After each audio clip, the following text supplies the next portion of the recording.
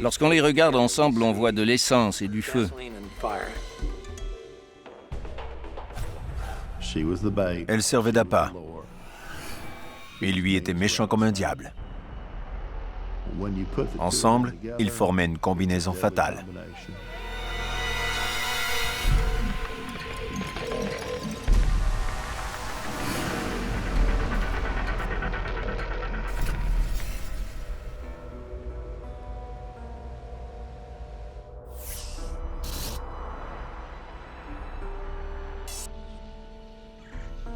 Le 20 septembre 1996, le responsable d'une ferme de Madison, en Géorgie, fait une découverte à figer le sang.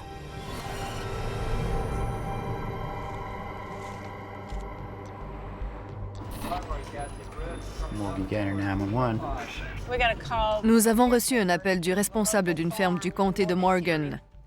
Il pensait avoir découvert un cadavre.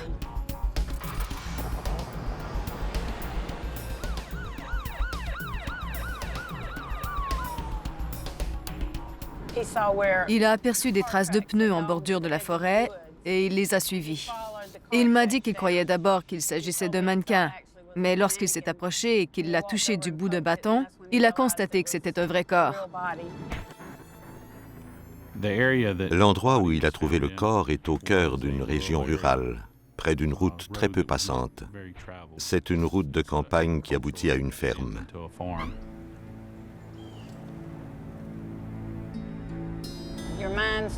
Les pensées se bousculent dans votre tête. Que ferez-vous lorsque vous arriverez sur les lieux? Que verrez-vous? Comment réagirez-vous? Il faut faire vite, car chaque moment compte.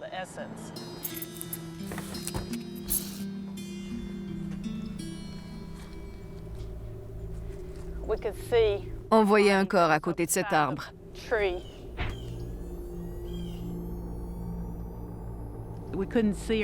On ne voyait pas son visage, car elle gisait sur le ventre, mais on distinguait du sang autour de ses cheveux. En voyant ce sang en plein milieu de la forêt, sans personne ni voiture autour, nous avons tout de suite su qu'elle avait été assassinée.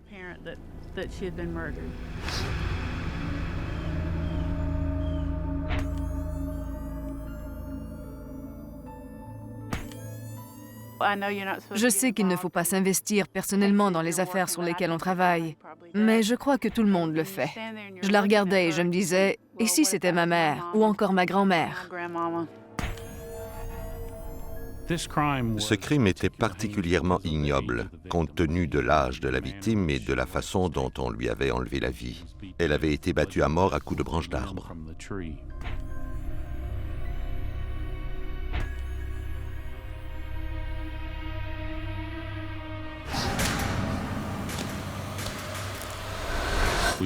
Nous avions affaire à un tueur vraiment sanguinaire. C'est ce qui nous a poussé à faire tout notre possible pour éclaircir cette affaire. Il fallait l'empêcher de récidiver. Les enquêteurs établissent que le meurtre remonte à seulement quelques heures. Elle aurait pu rester dans ce champ pendant des mois et des mois avant que quelqu'un, comme un chasseur par exemple, ne la trouve. Mais puisqu'elle avait été retrouvée si rapidement, nous croyons que nous avions de bonnes chances de trouver le coupable. D'autres agents ont été dépêchés afin de nous aider à élucider l'affaire le plus vite possible. Nous devions établir l'identité de la victime et d'où elle venait. Les autorités locales communiquent avec la police d'État de la Géorgie et le Centre national de renseignement criminel. Ils émettent un communiqué à l'échelle nationale contenant des renseignements sur la victime. Nous avons publié le communiqué à environ 13h15 et à 14h30, nous savions qui était la victime et d'où elle venait. À 460 km de là, le bureau du shérif du comté de Robeson, situé à Lumberton, en Caroline du Nord, identifie la victime. Il s'agit de Lola Davis, âgée de 90 ans. Son mari a signalé sa disparition la veille. Elle suivait la même routine toutes les semaines. Elle allait chez le coiffeur, puis elle allait faire son épicerie. Elle était censée être de retour vers 14 heures. Mais voyant qu'elle ne revenait pas, son mari a commencé à s'inquiéter. Et il a appelé le service de police de Lumberton. Les autorités de Lumberton, en Caroline du Nord, nous ont révélé quel modèle de voiture elle conduisait. Une fois que nous avons commencé à diffuser ce renseignement, nous avons pu retourner à l'endroit où on l'avait vu pour la dernière fois, c'est-à-dire le stationnement de l'épicerie, afin de tenter de retrouver tous ceux qui l'auraient vue la veille.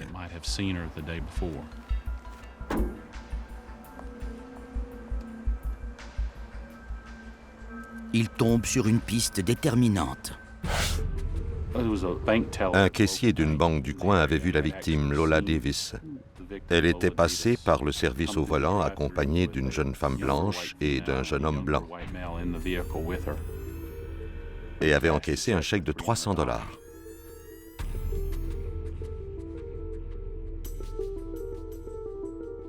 Nous avons supposé que l'argent ou le vol du véhicule était le mobile de son enlèvement. Quelques heures plus tard, les autorités retrouvent la voiture de Lola Davis, abandonnée à Talladega, en Alabama, à près de 250 km de l'endroit où a été découvert le corps. La découverte de sa voiture en Alabama a beaucoup fait avancer l'enquête. Ça nous indiquait quelle direction ils avaient possiblement prise. Pendant que les autorités inspectent la voiture de Lola Davis, les enquêteurs se demandent si les tueurs n'auraient pas abandonné leur propre voiture près de l'endroit où ils ont enlevé la victime. Plus tard ce jour-là, les autorités de Lumberton nous ont signalé qu'ils avaient retrouvé un véhicule abandonné dans un stationnement. Il était immatriculé au New Jersey au nom d'Alicia Woodward. Bien qu'Alicia Woodward, 19 ans, n'ait aucun casier judiciaire, les enquêteurs diffusent son nom à l'échelle nationale en tant que suspecte dans une affaire de meurtre.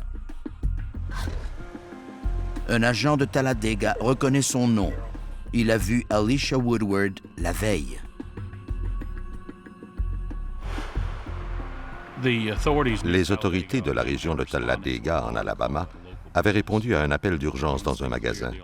Après s'en être occupés, ils ont aperçu deux individus qui marchaient dans la rue, ce qui était plutôt inhabituel à une heure si tardive.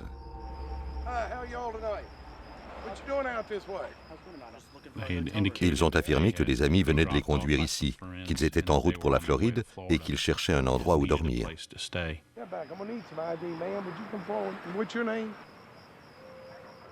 Les deux adolescents remplissent le formulaire de la police et déclarent être Alicia Woodward et John Esposito.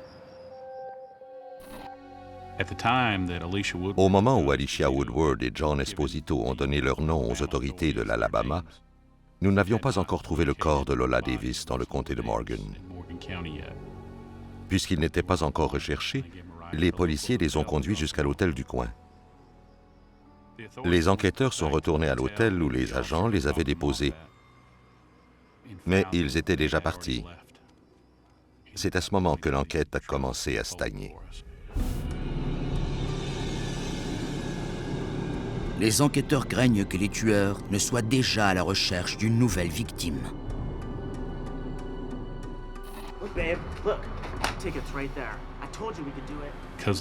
Compte tenu de la brutalité du crime commis dans le comté de Morgan et de la cruauté qu'il fallait pour perpétrer un tel crime, on croyait qu'il pourrait repasser à l'acte.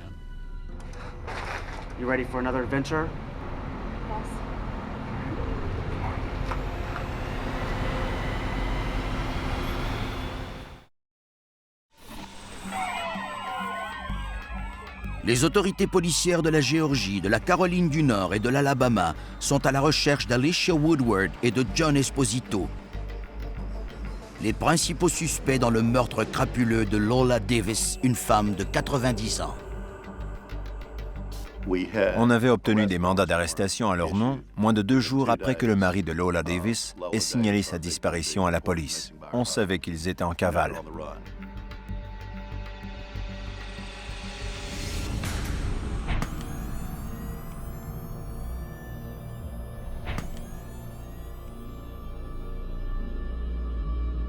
On ne croyait pas qu'ils avaient un pistolet, un couteau ou une arme du genre, mais il fallait les attraper avant qu'ils ne repassent à l'action. Nous avons fouillé leurs antécédents pour tenter d'établir s'ils avaient essayé de contacter des membres de leur famille ou des amis et de déterminer leur destination.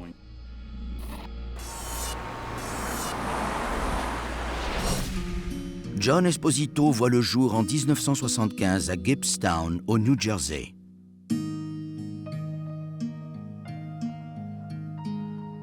Après une relation malheureuse, ses parents divorcent alors qu'il n'a que 6 mois et sa mère l'emmène vivre avec elle à Lumberton, en Caroline du Nord.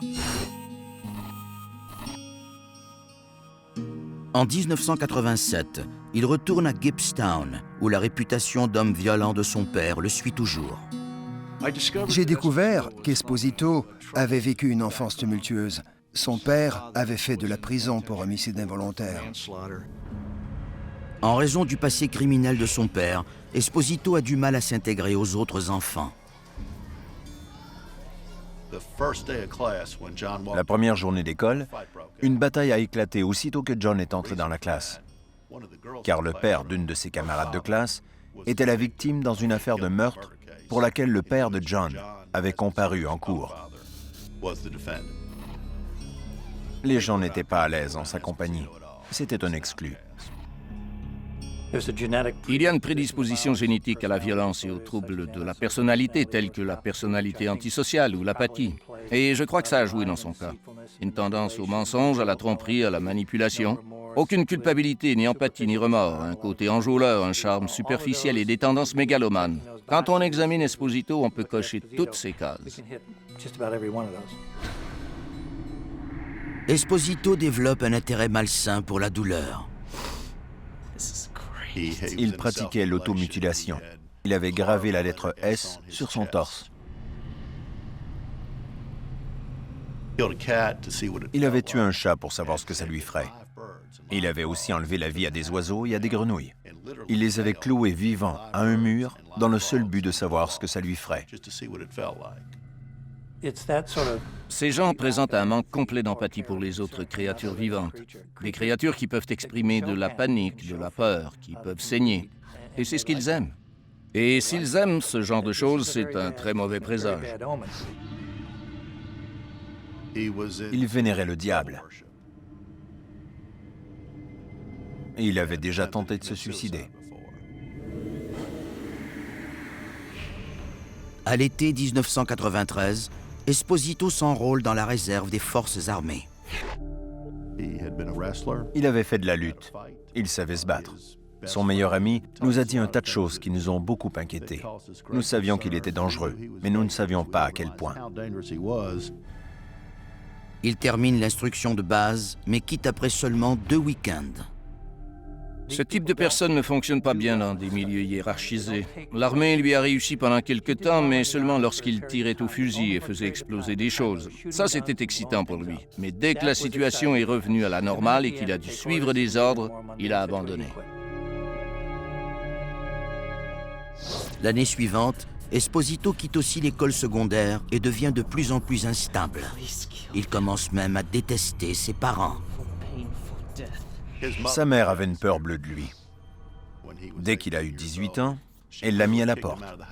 Puis elle a obtenu une ordonnance de la cour l'empêchant de communiquer avec elle en raison d'actes de violence familiale.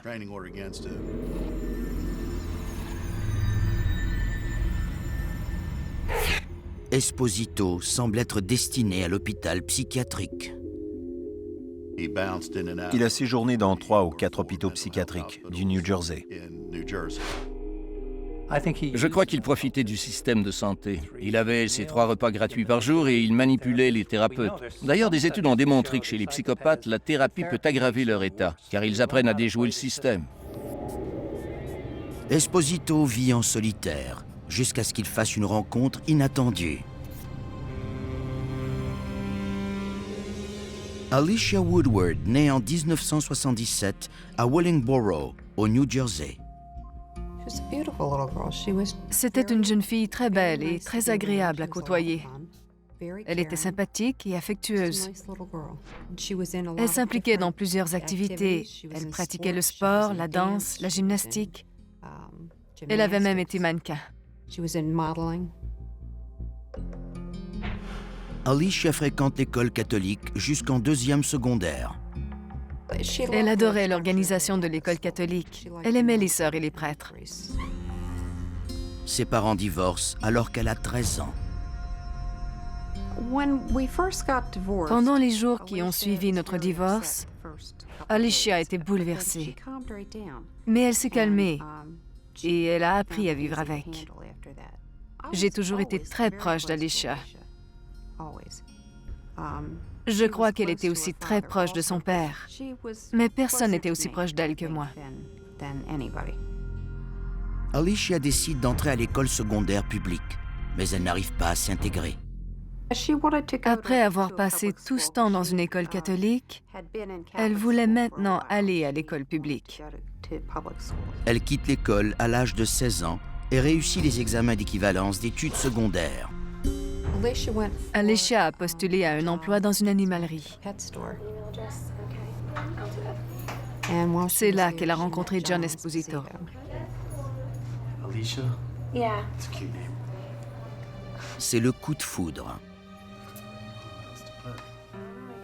John lui a raconté une histoire abracadabrante à propos d'une armée secrète qui avait des ramifications partout dans le monde et dont il était membre. Il offre à la jeune Woodward la chance de troquer sa routine pour une vie d'aventure et de danger. Il y avait aussi l'attrait de désobéir, d'être rebelle et de partir à l'aventure. C'est sans doute la conjonction de tous ces facteurs qui l'ont décidé à partir en cavale avec Esposito. La mère de John Esposito nous a dit qu'il avait l'habitude de profiter des femmes, de les exploiter pour se faire de l'argent, ce genre de choses. Quelques semaines seulement après avoir fait la connaissance de John Esposito, Alicia Woodward planifie déjà de prendre la fuite avec lui. Elle n'avait aucun antécédent, mais sa vie a été chamboulée lorsqu'elle a rencontré John Esposito. Alicia avait une personnalité très soumise. Elle se laissait facilement influencer. Elle a peut-être vu en John Esposito une figure d'autorité ou, à tout le moins, un homme qui savait ce qu'il faisait. John l'a invitée à venir chez lui, prétextant que ses parents organisaient un barbecue. Elle m'a demandé si elle pouvait y aller et j'ai répondu oui. Je n'avais aucune inquiétude. Vers la fin du mois d'août 1996, ils partent à l'aventure dans la voiture d'Alicia. John avait maintenant une fille pour l'accompagner. Ils avaient une voiture et pouvaient partir. Et ils l'ont fait, sur un coup de tête, sans rien avoir planifié. Peu après, Alicia Woodward a appelé sa mère de la Caroline du Nord pour lui dire qu'elle n'avait plus d'argent et pour lui demander de lui en envoyer. Elle m'a dit qu'elle ne pouvait pas vraiment me parler. Je lui ai demandé pourquoi et elle m'a dit « Tu ne me reverras peut-être jamais ». J'ai dit « Mais de quoi parles-tu » Et elle a répondu « À la prochaine. Je te rappellerai. » La mère d'Alicia croit que l'argent qu'elle envoie servira à acheter un billet de retour. Mais elle fait erreur. Ils avaient assez d'argent pour dormir dans des motels et pour revenir à la maison. Mais il est évident qu'ils ne voulaient que continuer leur route. Alicia reçoit le mandat bancaire de sa mère à plus de 800 km de chez elle, dans une épicerie de Lumberton, en Caroline du Nord. L'épicerie même où Lola Davis faisait son marché. Mais après avoir dépensé cet argent, Alicia comprend alors dans quoi elle s'est embarquée. Lorsqu'ils ont aperçu Lola Davis charger ses sacs dans sa voiture, John s'est tourné vers Alicia et lui a dit « C'est elle ».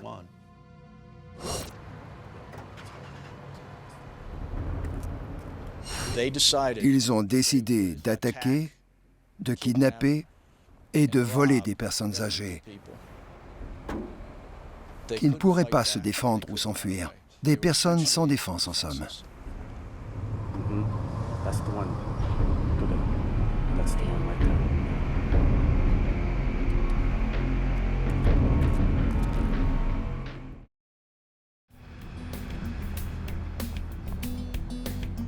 En septembre 1996, John Esposito et Alicia Woodward kidnappent Lola Davis, 90 ans, dans le stationnement d'une épicerie de Lumberton, en Caroline du Nord.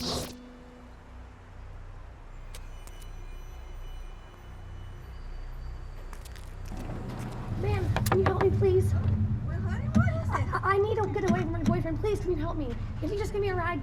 Get on in, get in.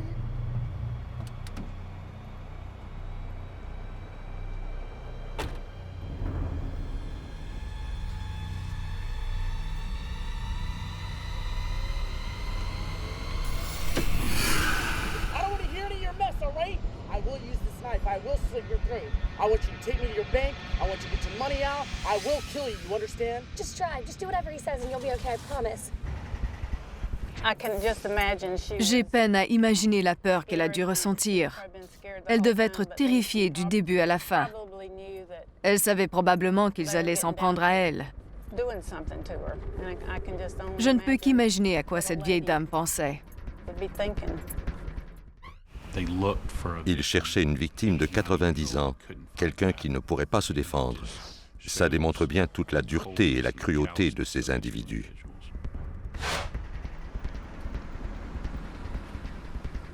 Ils volent 1000 $ du sac à main de Lola. Ils la forcent à signer des chèques qu'ils pourraient ensuite encaisser. Ils partent de la Caroline du Nord, d'abord vers le sud, puis ils prennent l'autoroute vers l'ouest.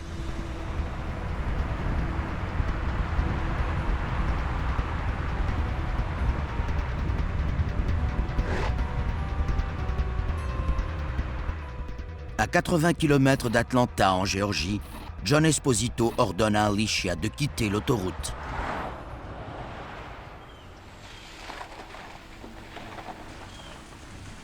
À quoi pensait-elle pendant les 6 heures qu'ont duré le trajet? Je crois qu'elle savait que ces heures étaient comptées. Elle se doutait sans doute qu'ils avaient l'intention de la tuer.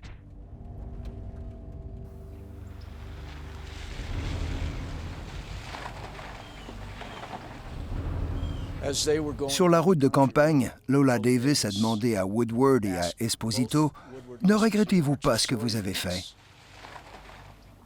Puis elle s'est tournée vers Alicia et lui a dit « Il va me tuer, n'est-ce pas ?» Au cours de ces dernières minutes, elle savait qu'ils allaient la tuer.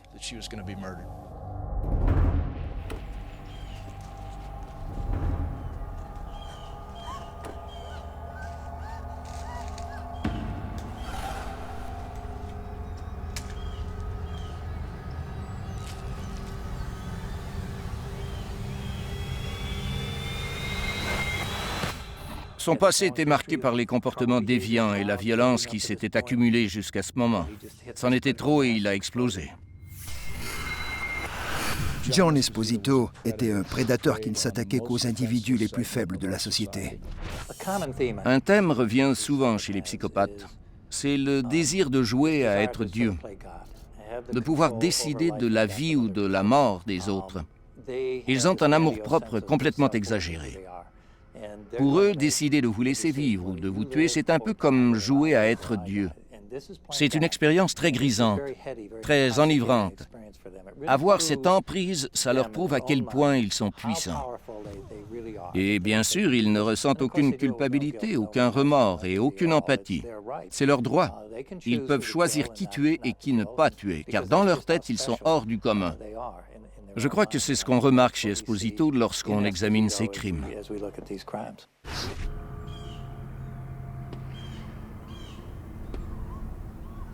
Alicia Woodward regarde la scène dans le rétroviseur et monte le volume de la radio afin de couvrir les cris de douleur.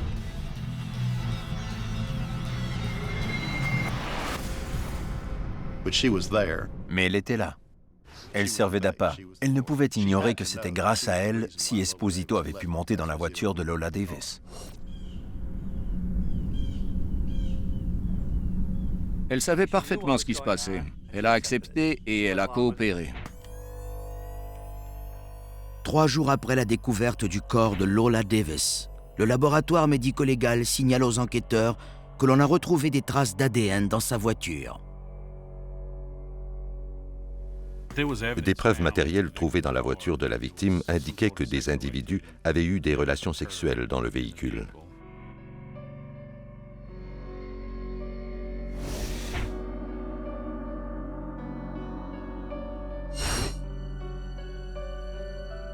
C'est ce mélange de sexe et de violence qu'il trouvait très érotique, très excitant.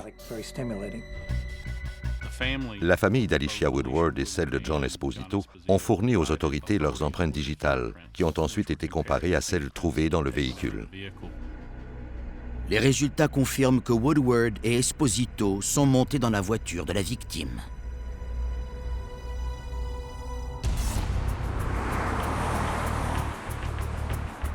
Les suspects sont maintenant en direction de l'Alabama, mais la police fédérale est à leur trousse.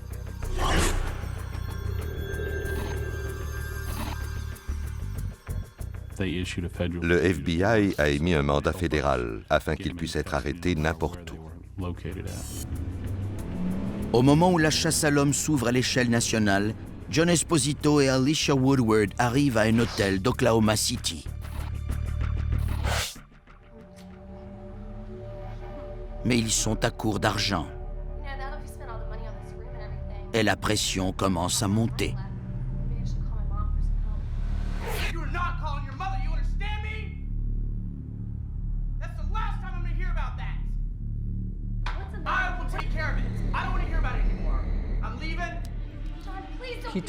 Il lui a dit qu'il la tuerait si elle le suivait. C'était l'occasion idéale de se séparer de lui et de s'enfuir pour se mettre en sûreté. Ce n'est pas ce qu'elle a fait. Elle est descendue dans le hall, elle a acheté une boisson gazeuse, elle est retournée à sa chambre et elle a attendu. Il est revenu et ils se sont expliqués. Je crois que ça démontre qu'ils étaient vraiment attachés l'un à l'autre. Il avait besoin d'elle et elle avait besoin de lui.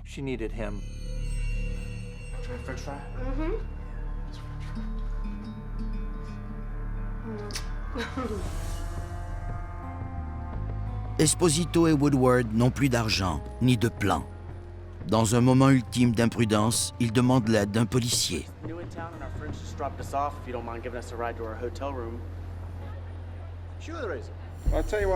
De bonté de cœur, le policier a donné $10 à Esposito. On voit encore son narcissisme à l'œuvre. Je suis plus intelligent que tout le monde et je vais duper ce policier. La police nous cherche, mais ils sont bêtes. Quel idiot, ce policier. Mais les $10 ne suffisent pas. Ils ont besoin de beaucoup plus d'argent et ils sont prêts à tout pour se le procurer.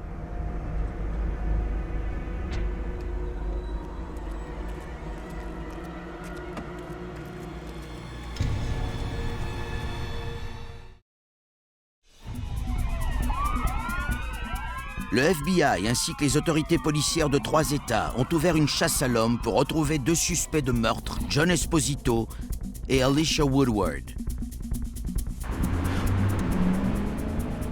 Pendant ce temps, à Oklahoma City, les 2 fugitifs cherchent à faire un autre coup d'argent rapide.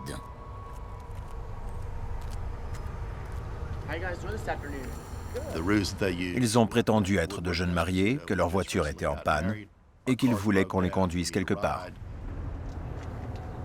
Le 28 septembre 1996, Lawrence Snyder, 91 ans, et sa femme Marguerite, 86 ans, sont portés disparus lorsque leur fils s'aperçoit qu'ils ne sont pas revenus chez eux.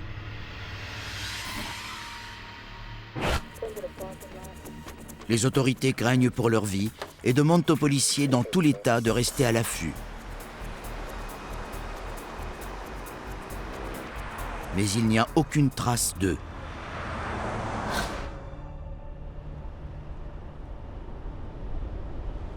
« 11 jours plus tard, une conservatrice du parc national de Mesa Verde, au Colorado, tombe nez à nez avec les suspects.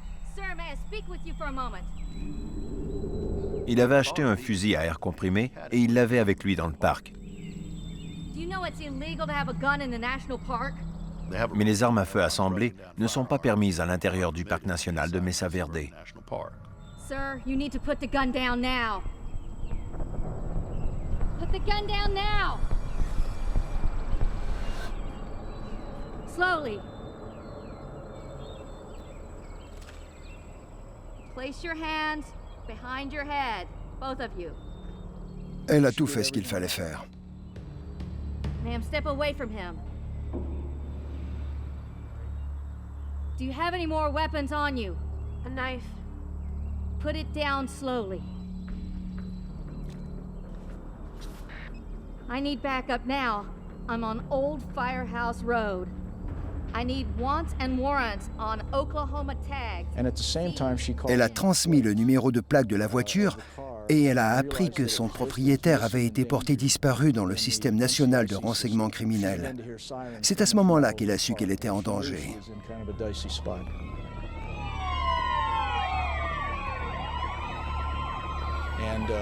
Lorsque les renforts sont arrivés, elle a appris que John Esposito et Alicia Woodward étaient soupçonnés d'avoir commis un meurtre en Géorgie. Les policiers les questionnent au sujet de la disparition de Lawrence et Marguerite Snyder.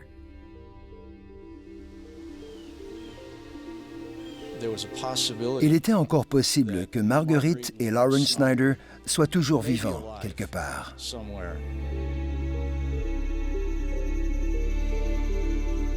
Et s'ils étaient vivants, nous aurions pu les sauver. J'ai remarqué qu'Alicia était presque enjouée. Elle riait et elle tentait de gagner les faveurs du personnel du poste de police. Alors j'ai décidé de l'interroger en premier.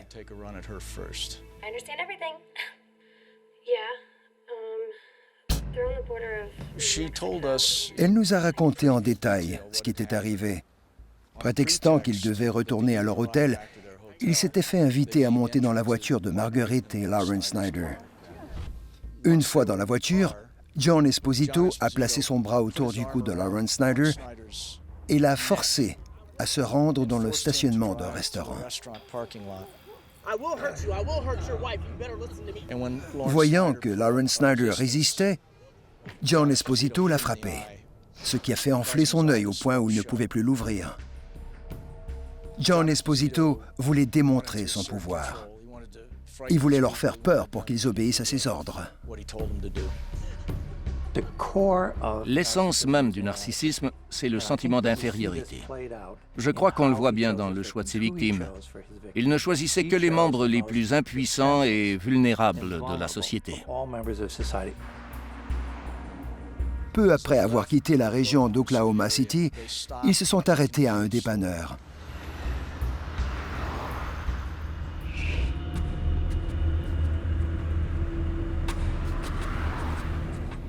John Esposito est sorti de la voiture, laissant seuls Alicia Woodward et les Snyder.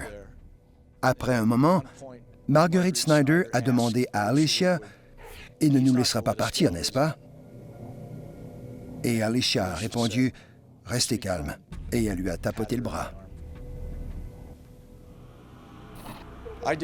Je n'ai perçu aucun remords chez Alicia lorsqu'elle m'a raconté cette histoire. Elle était très détachée, sans émotion. Alicia Woodward était mêlée à ça jusqu'à la moelle. Il ne fait aucun doute qu'elle avait le contrôle du véhicule et de la direction dans laquelle il roulait. Alicia Woodward a coopéré de plein gré avec John Esposito à tous les instants de cette horrible escapade. Ils ont poursuivi leur chemin vers l'ouest, sur l'autoroute 40, jusqu'à la frontière entre le Nouveau-Mexique et le Texas. À ce moment, John Esposito a demandé à Alicia Woodward de prendre la sortie. C'est au cœur de la région des ranchs. Esposito a demandé à Alicia de tourner sur une route de terre battue.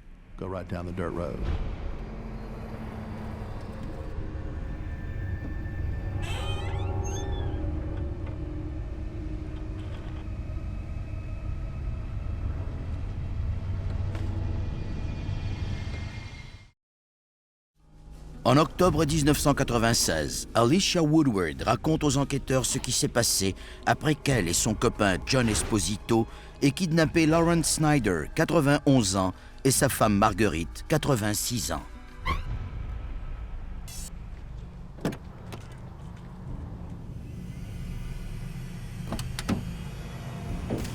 Alicia Woodward a affirmé s'être éloignée de la voiture d'environ 30 mètres et de s'être couvert les oreilles de ses mains pour éviter d'entendre les Snyder se faire brutaliser.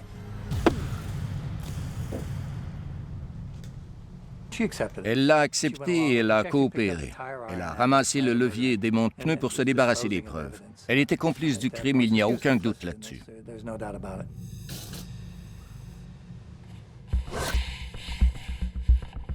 Elle dessine une carte sommaire pour montrer aux enquêteurs où ils se sont débarrassés des corps des Snyder. Les autorités locales et la police d'État entreprennent aussitôt une fouille à grande échelle du comté d'Olin.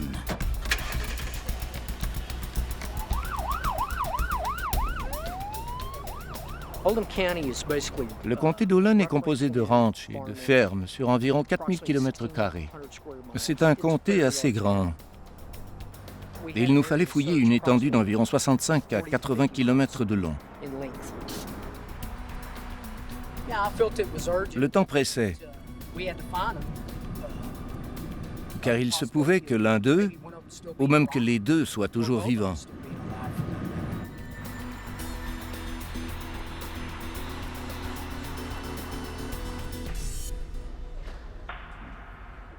Les enquêteurs interrogent ensuite John Esposito. Lorsque John Esposito est entré dans la salle d'interrogatoire, j'ai aussitôt perçu de l'hostilité et de la méchanceté. Ses paroles exactes ont été « Je vais parler, je sais que vous savez tout ».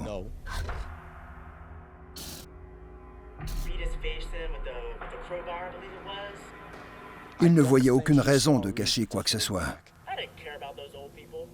Et il ne nous a rien caché. D'entrée de jeu, il nous a avoué avoir assassiné Lola Davis. Il a dit l'avoir enlevée en Caroline du Nord, l'avoir tuée dans le comté de Morgan, en Géorgie, s'être rendu à Oklahoma City, puis avoir kidnappé les Snyder.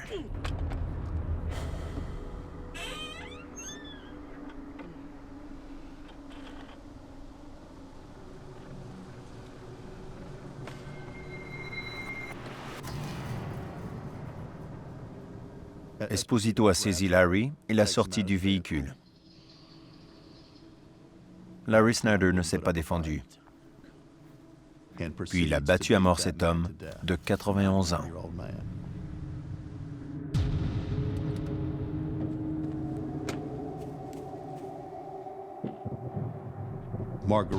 Sa femme Marguerite, ils étaient mariés depuis 50 ans. Elle a tout vu. Quand le tour de Marguerite Snyder est venu, elle n'a pas tenté de lui résister.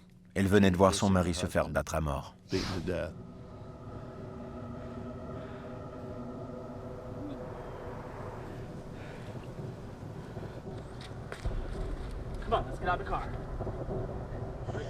Esposito l'a sorti de la voiture et tout près de l'endroit où gisait le corps de son mari, il l'a battu à mort avec le même démonte-pneus.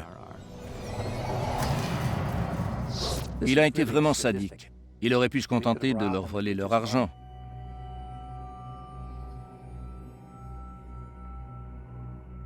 Il a choisi les victimes les plus vulnérables et il les a exploitées. Puis, il les a battus de la façon la plus sanglante possible. C'est vraiment sordide. Ça témoigne de la profonde pathologie dont était affligé John Esposito. Il a commencé à décrire l'effet du démonte-pneus sur ses victimes de façon de plus en plus explicite. Et voyant que je ne manifestais aucune réaction, il a rajouté encore plus de détails.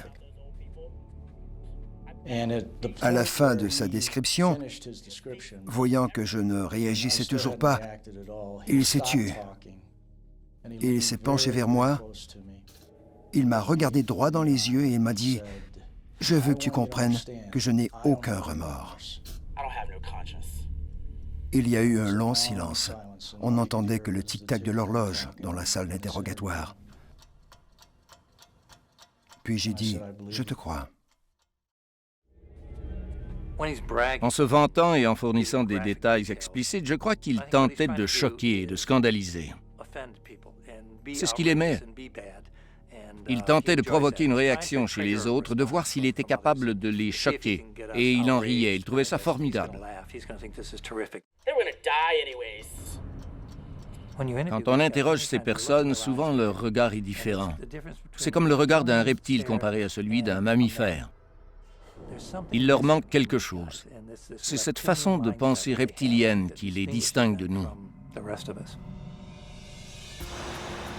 Les fouilles pour retrouver les Snyder se rendent jusqu'à Adrian, au Texas. Mais les policiers commencent à perdre espoir.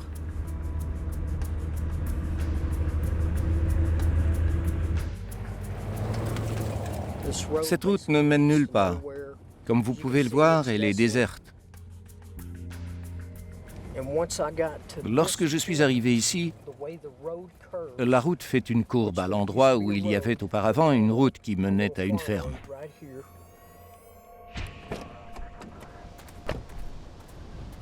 J'ai fouillé cet endroit. Et malgré la végétation abondante, j'ai aperçu ce que j'ai cru être la semelle d'une chaussure. Je ne peux qu'essayer d'imaginer ce que M. et Mme Snyder ont vécu. Quand j'ai examiné les corps, il était évident que les Snyder avaient subi des coups extrêmement violents à la tête. Mme Snyder avait une lacération très grave et extrêmement brutale. Je me disais, comment quelqu'un peut-il faire ça à une personne âgée? C'était horrible.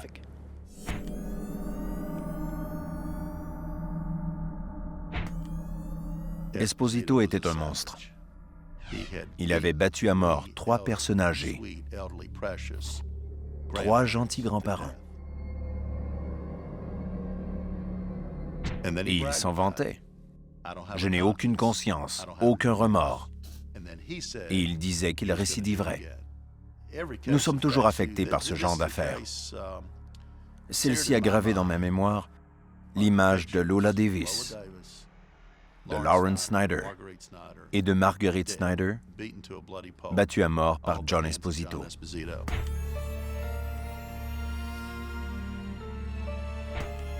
Ces images resteront gravées dans ma mémoire et je ne pourrai jamais les chasser.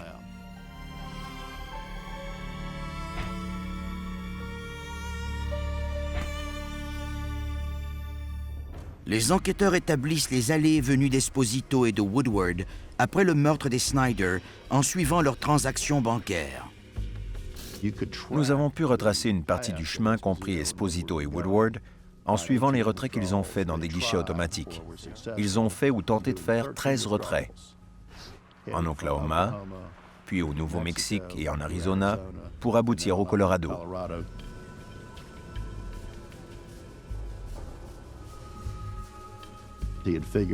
Il savait qu'il ne pouvait faire que 3 ou 4 transactions par période de 24 heures. Il devait donc attendre après minuit pour qu'une autre période de 24 heures commence. En septembre 1998, John Esposito comparaît en cour dans le comté de Baldwin, en Géorgie, pour le meurtre de Lola Davis. Le jury le déclare coupable de meurtre, d'enlèvement et de vol de voiture.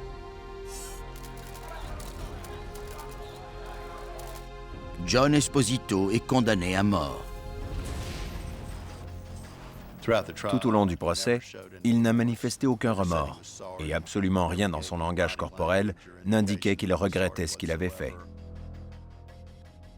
Ce qui rend un homme comme Esposito impossible à maîtriser, c'est qu'il n'a pas peur des conséquences.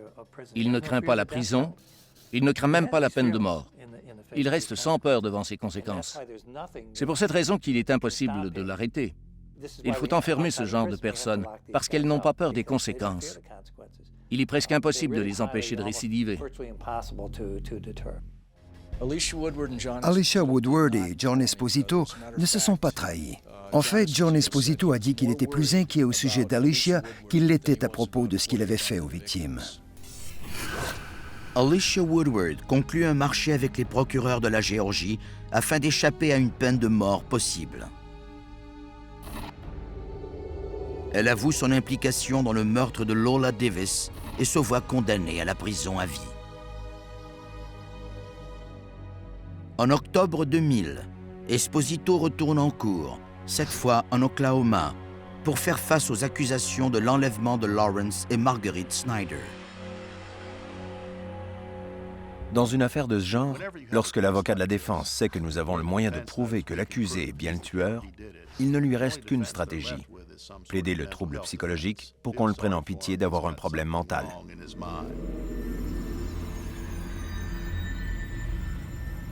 Son propre psychologue avait très clairement déclaré qu'en vertu de la loi, John savait distinguer le bien du mal. Il n'avait pas agi sous l'effet d'une compulsion délirante. Il était apte à comparaître en cour.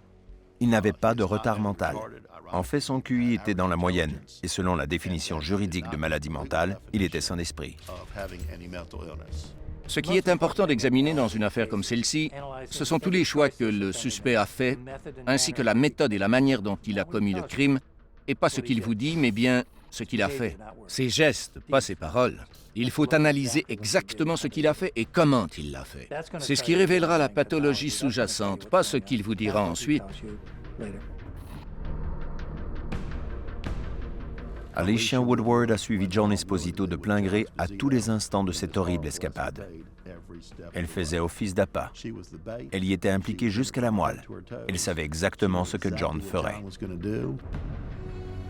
Alicia Woodward reçoit une peine additionnelle de 45 ans de prison pour son rôle dans l'enlèvement des Snyder et pour complot en vue de commettre un crime. Elle purge présentement sa peine à la prison d'État de Pulaski, en Géorgie.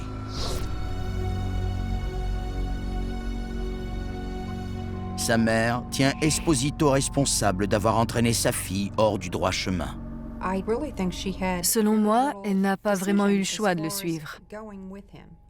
Je crois qu'elle avait peur de lui. En parlant avec les autres filles qui avaient connu John alors qu'il fréquentait Alicia, j'ai appris qu'elle le trouvait très manipulateur et très méchant à cause de ce qu'il ordonnait à Alicia de faire. C'est exactement ce que c'était, des ordres. Il lui disait quoi faire et quand le faire. John Esposito est condamné à la prison à perpétuité, en plus d'une peine de 47 ans de prison pour l'enlèvement des Snyder et pour complot en vue de commettre un crime. Il attend maintenant son exécution à la Georgia Diagnostic and Classification Prison. Au Texas, où ont été retrouvés les cadavres des Snyder, les autorités n'ont pas intenté de poursuites judiciaires additionnelles.